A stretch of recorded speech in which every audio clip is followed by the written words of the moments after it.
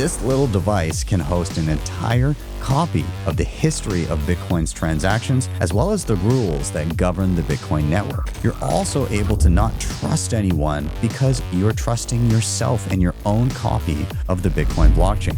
I'm Ben with the BTC Sessions. This is your daily session. So we're going to be taking again a look at the Umbrel Home, and we're going to be investigating how to set it up and use it.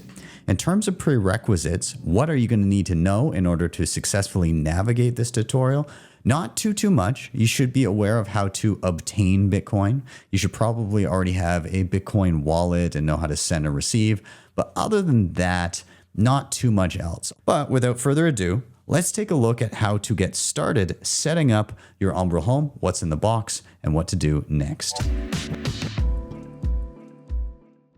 Okay, so let's take a look inside the box for the Umbrel Home. This just lifts up and we see the main device here. If I lift it out of the packaging, you can see there is a power button on the front. If I rotate, there are three USB-A, I believe it's 3.2 ports.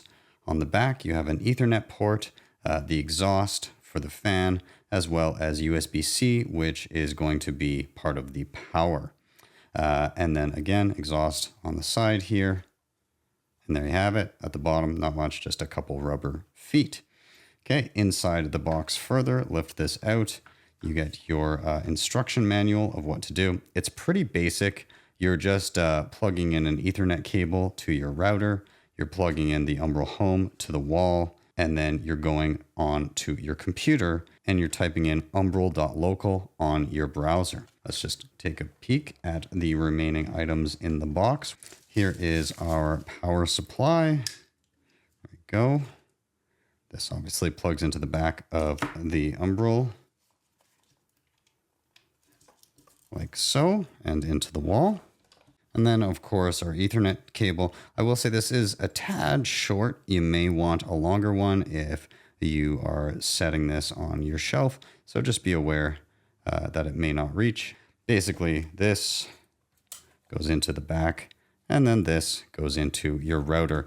And that is it. So router, plug into the wall, go to your browser. We'll take a look at it on the shelf, and then we'll jump to the computer. Here we are with the device now on my shelf, just the two cables out the back, one plugged into the wall, one plugged into my router down here. Sorry for the mess of cables, but it did boot on by itself. I see the light on the power button. So I'll go check my computer to see if it's already connected to my local network. So here I am on my computer. I've simply opened up a browser. I'm on the same network as the router that I am plugged into. And all I had to do was type umbrel.local into my browser. And I'm greeted here with the welcome to Umbrel OS. Your home cloud server is ready to set up. So let's just go through the setup here, get ourselves centered. I'll hit start. I'm going to create an account. This account info is stored only on your Umbrel. Make sure to back up your password safely, as there's no way to reset it. So I'm going to just call this sessions. Then I'll choose a password. At this point, I can click create. Lets me know I'm all set. My Umbrel is now ready. I'm going to hit next.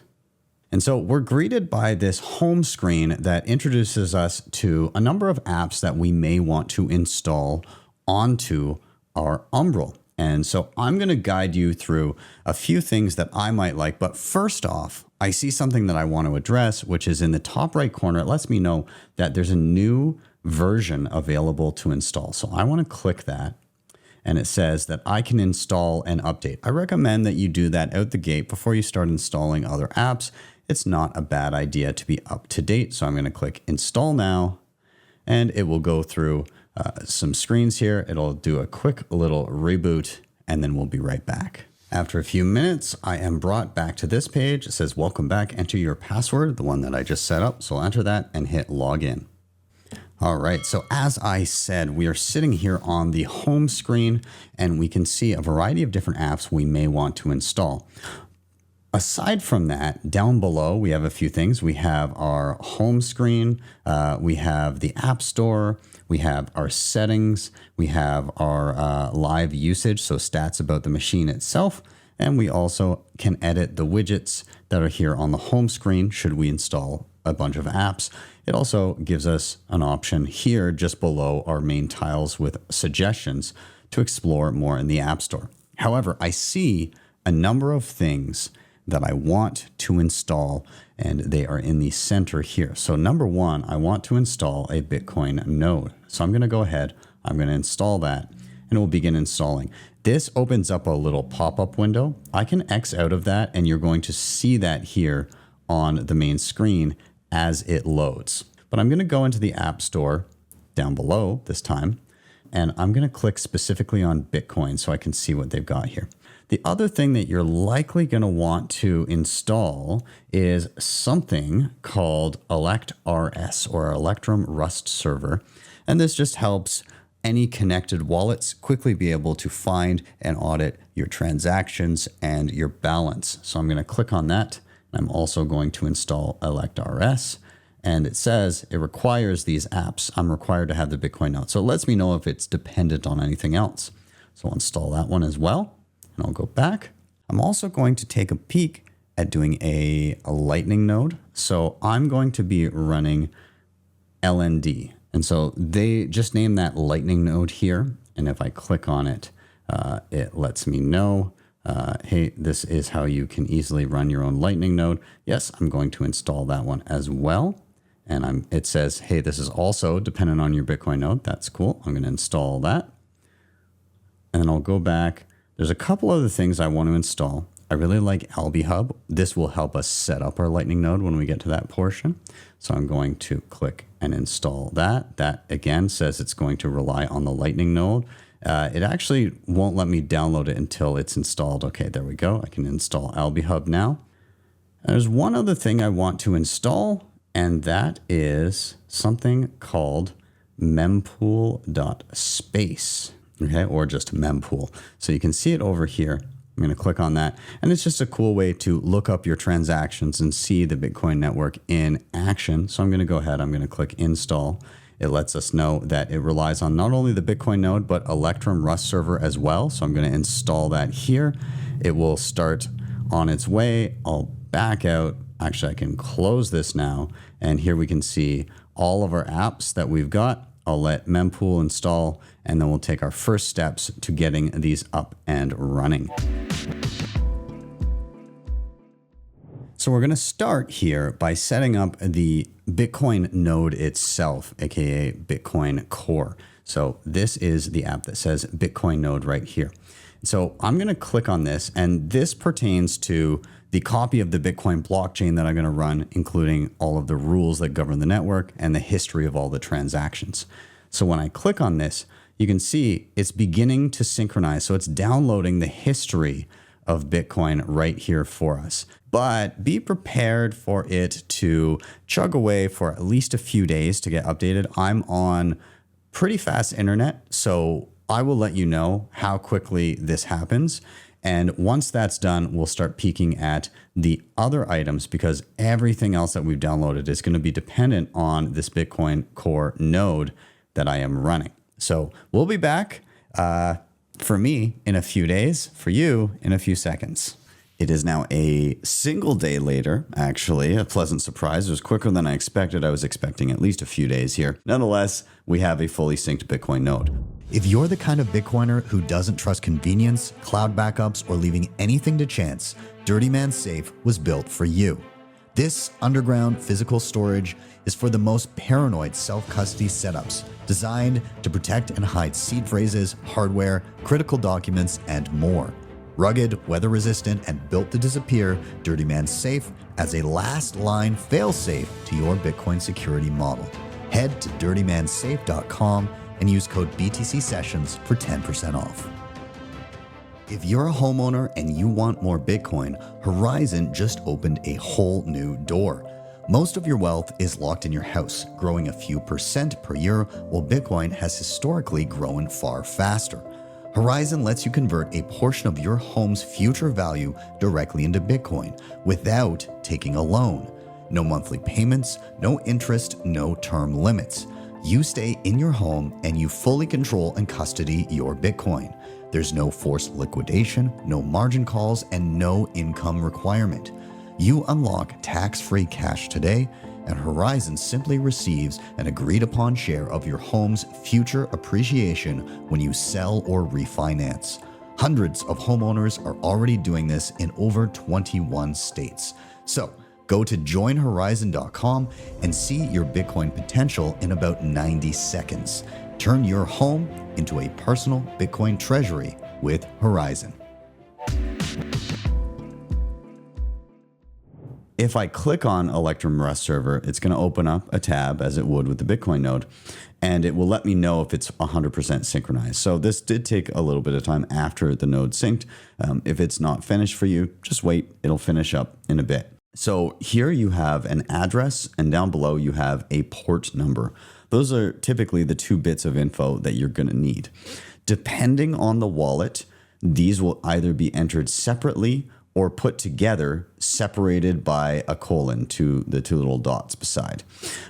So it might be umbrel.local and then the port number put into another field, or it might be umbrel.local:50001. So it really depends on what wallet you're using. And we're going to use the example of Sparrow Wallet. If you're unfamiliar with Sparrow Wallet and you'd like to learn more about it, I will link to a tutorial I've done on it in the show notes down below.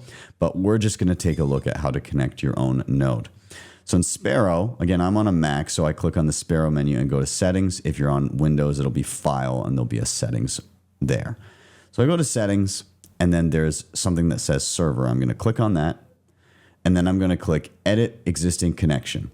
There are multiple choices here. You have public server. That's typically what you would connect to if you didn't have a node running. Bitcoin Core, another way of connecting.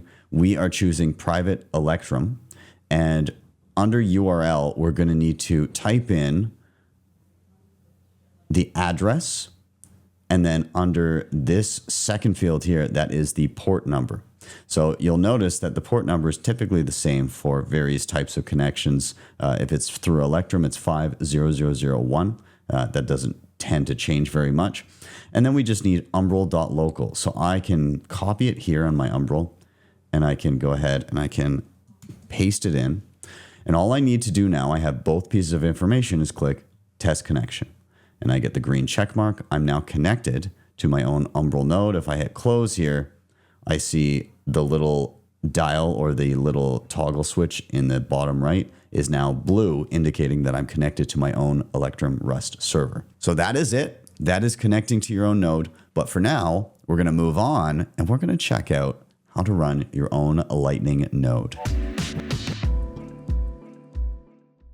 So let's investigate the Lightning node here that we've downloaded the app for. I'm going to click on it and it will open up a tab for me. And this says, welcome to the Lightning Network. Would you like to recover a previous node or set up a new node? We're starting from scratch, so we're going to click the latter. Now, this gives me a seed phrase as I would get if I were setting up a new Bitcoin wallet. So I've got 24 English words. I've covered them here with a sticky note on my Mac so that they're not being revealed to the world. But they are very sensitive information because this is the keys, or the key rather, that will govern the money on your node if you have a Lightning node, and not digitally kept, because again, digital copy of this is not ideal. If anybody gets a hold of it, they can access your funds, so on and so forth. So I'm going to write these down, and then I'm going to hit the next button, and we'll see what the next screen looks like. Of course, they're going to have you re-enter your words to make sure that you've noted them down correctly. So I'm going to do that now, and then we'll jump ahead to the next screen. After successfully re-entering your words, it will let you know, hey, you're dealing with an experimental technology, although Lightning's been around for a little bit, but it's well worth warning. Hey, like, you're dealing with real funds here. Be cautious. Just know that sometimes things can go wrong. It still is relatively early days for this, and you're just going to click I understand and agree. It is going to take a moment to kind of sync up all this information and get the Lightning, we'll call it the Lightning software, up and running on your node. So we'll jump ahead. Will take me to a screen that shows a Bitcoin wallet. So this is like an on-chain regular Bitcoin transaction wallet, a Lightning wallet, and a total balance, as well as a summary of Lightning channels that I may have, all of that stuff. If we go back to our Umbrel screen and we go to Alby Hub, Alby Hub is primarily going to be used for our interface for setting up our Lightning node. You can set up your Lightning node with this original Lightning wallet, but I've found that Alby Hub, it gives you that guidance through the setup. And I've done a video fully on this before, Alby Hub on my Start 9 node that I have running. It's just very, very helpful through the entire initial setup. So this is going to kind of be our primary way of dealing with our Lightning node on our Umbrel node here. Okay, so we'll go through the setup with Alby Hub and see where it takes us. When I first got into Bitcoin, I was overwhelmed. The jargon, the security risks, the fear that one mistake could cost everything. I remember staring at my screen and wondering, are my keys safe? Did I do this right? That experience is why I started BTC Sessions. For over a decade, this channel has helped millions of people like you learn how to use and secure Bitcoin. But I realized something. For many people, videos aren't enough. Everyone learns differently. Some need to ask questions in real time as an expert walks through their setup, their goals, and their threat model.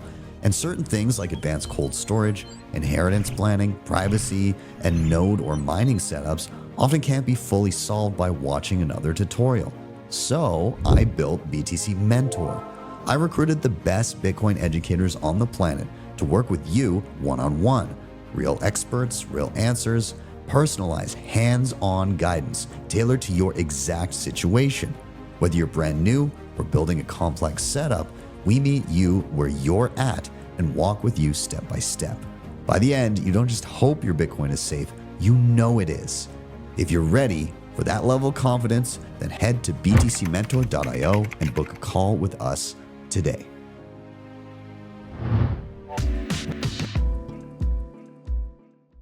So I'll click next here on our main screen. Your wallet is always online, ready to use on any device. Your keys are safe. Your wallet is encrypted by the password of your choice, and no one can access the funds but you. Take your wallet with you, connect wallets to dozens of apps, and here we go. And so we are going to choose Get Started LND. So we're going to choose that top option. I'm going to get myself off the screen here so that you can see a little bit more clearly. Click Connect Now. This will allow you to connect directly to an Alby account. Now, if you don't have one, you can go to getalby.com and connect it there, and you'll get an authorization code that you can plug in.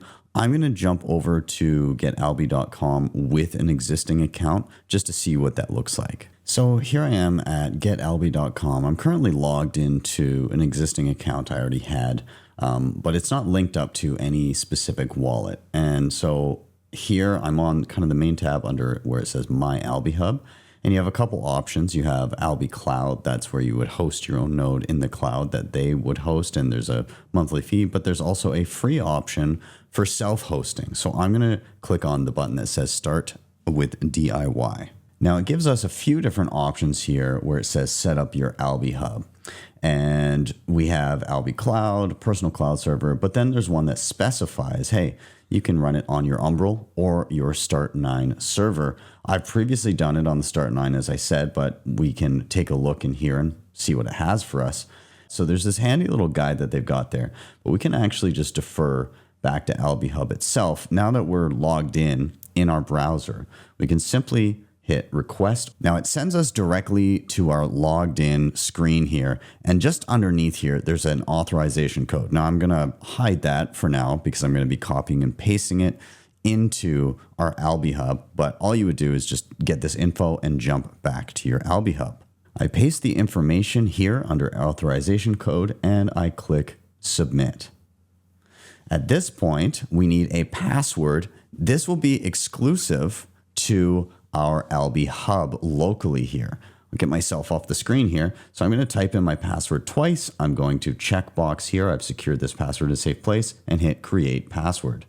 I also want to click, I understand this password cannot be recovered. There's no recovery service for this. This is your own infrastructure. Nobody has a backup of it. So make sure you know that password.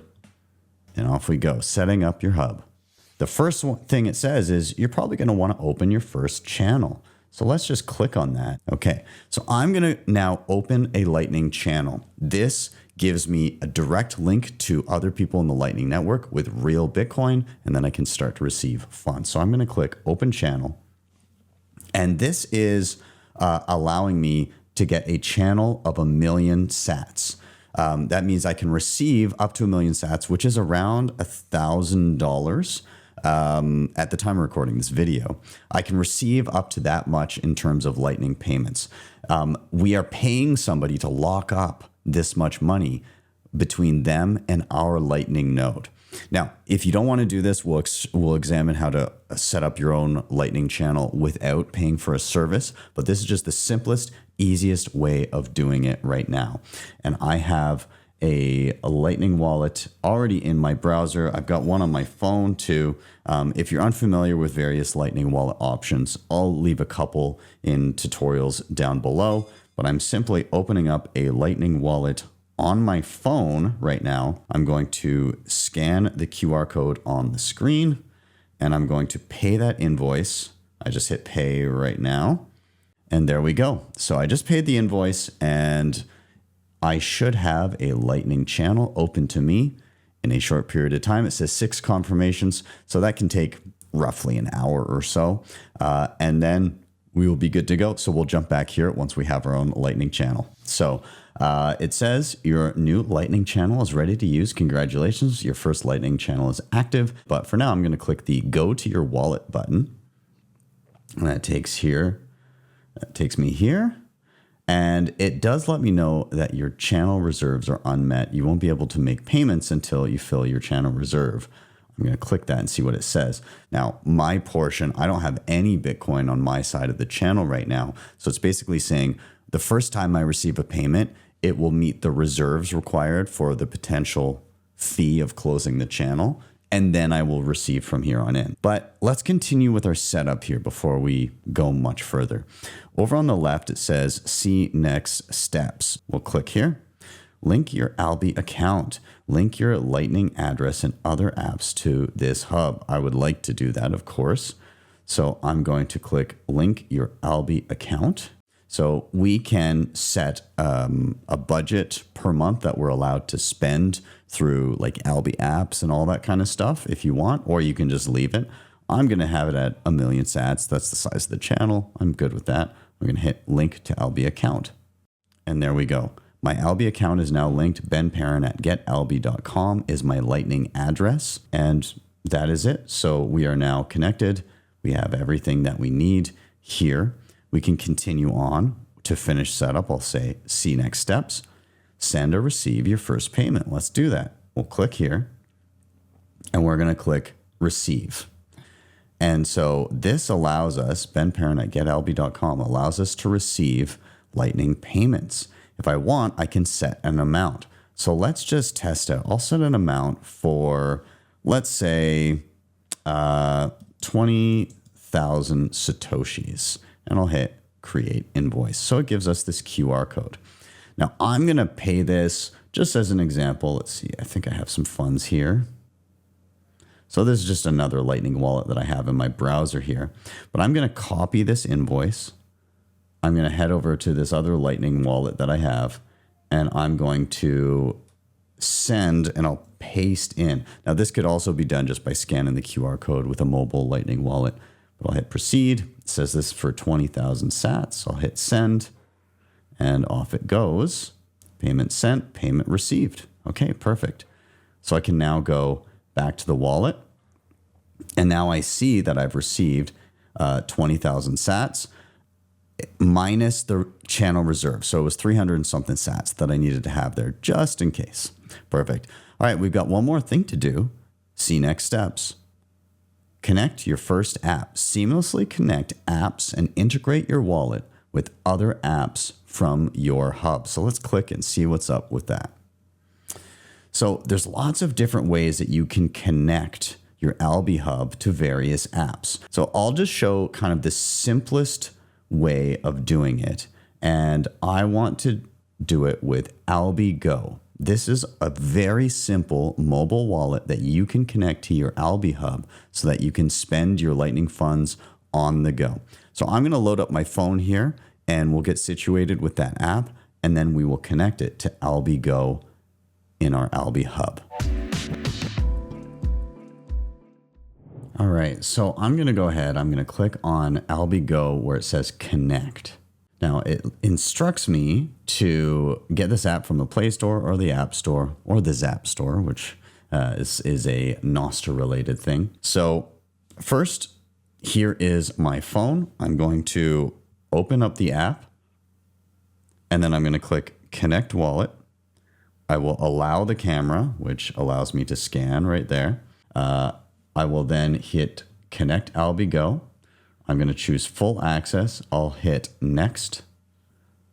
And there's a QR code that I'm going to scan with my phone and then connect. I've just scanned and it says connection successful. Please set your wallet name to finish. So I will change this to Umbrel, just so I know. I'll hit finish. Wallet is connected. Your Lightning wallet is ready to use. And look, there's our balance. I can now send and receive transactions from my mobile. If I hit receive, there's my Lightning address that anybody can send to. I can tap invoice down at the bottom if I want to set a specific amount. And it functions just like a regular Bitcoin Lightning wallet, sending and receiving anytime you like on mobile via our Alby Hub on our Umbrel. Back here in Alby Hub itself, you can see our notification of things to do is all done here. It says, here is my Alby account. Here's my Alby Go mobile app. And I can even set budgets for the mobile app too if I want to limit that, if I'm cautious about it being able to spend too much. Now, there is another application that we downloaded when we first started that we haven't yet touched on, and that is Mempool. So I want to click on Mempool and show you what this is. This is effectively a snapshot of what the Bitcoin network is doing currently as we look at it. So over on the right here, these are blocks of transactions that have been officially confirmed and added to the Bitcoin blockchain. And over on the left is a string of blocks of transactions waiting to be confirmed. This is particularly useful if you want to look up your own transactions and see when they are going to confirm. So we can take a look at that and actually look up one of our own transactions that we did. Let's take a look at this deposit. So this is going to open your transaction details in a public explorer, mempool.space. Do you want to continue? Now we can click OK. And this actually does look up the transaction. But if you notice up top, it actually is on the public internet. And that is not ideal for privacy. And so what you can do is you can get the on-chain transaction ID. Every transaction in Bitcoin has a transaction ID. And you can get the same information, but you can look at it on your own copy of Mempool. This is sitting not on the internet, but on my node. So how would you do that? Let's take a look over at our Sparrow wallet where I had sent a transaction to the Lightning node. I can actually take a look at the info of this, and up top, there's something called a transaction ID. And different wallets will show you this information in different ways, but I'm just going to copy the transaction ID. I'm going to jump over to Mempool, which is, again, on my node. This is not the open internet. This is my own node. And I can paste in that transaction ID and search for it. And there we can see it. It actually confirmed a while ago, but there it is in the line of confirmed transactions. We can see it was in block number 880,927. And it gives us a bunch of information about it. Again, it shows where it is in the queue. It's already confirmed, but if it wasn't confirmed, it would be over here somewhere.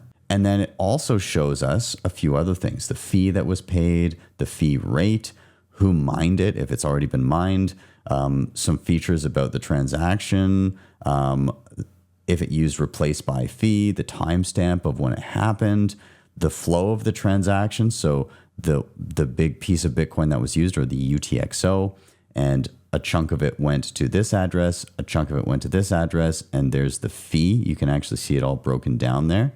Down below, you see the address it came from and the addresses it was split and went to. And then how big was it? A whole bunch of different metrics about this transaction, all based on the node that is running on our Umbrel. There's plenty of other things that you can do with Umbrel if you are away from home, outside of your network, whatever it may be. Thank you guys so much for watching. As always, like, subscribe, share, all those things help a ton. And of course, if you need some help in your Bitcoin journey, head over to bitcoinmentor.io, where my team can personally, with one-on-one calls, help you through anything in your Bitcoin journey: wallets, hardware, multi-sig, or even running your own node. With that, I'm out. Have yourselves a wonderful day wherever you may be. Stack sats, keep stacking skills. I'm Ben with the BTC Sessions. This was your daily session.